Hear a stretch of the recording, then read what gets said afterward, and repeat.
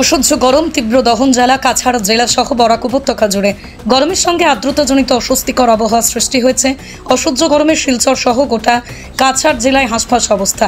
শুক্রবার কাছাড় জেলার তাপমাত্রা সর্বাধিক ছিল 37 ডিগ্রি সেলসিয়াস, তবে গরম প্রায় 46 ডিগ্রি সেলসিয়াস অনুভূত হয়েছে।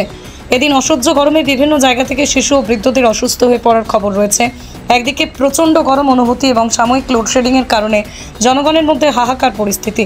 স্কুলের পড়ুয়াদের পাশাপাশি জীবিকার তাগিদে রোজকার জীবনে শহরের পথ বেয়ে ছুটে চলা একাংশ ঠেলা চালক, রিক্সা চালক থেকে শুরু করে যাত্রীবাহী অটো চালকরা অসুস্থ বোধ করেন। অনেকেই বলছেন গরম আগের তুলনায় বেড়েছে। 3 জেলাতে এদিন অসহ্য গরমের কারণে বাসিন্দাদের রীতিমতো নাজেহাল হতে হয়েছে।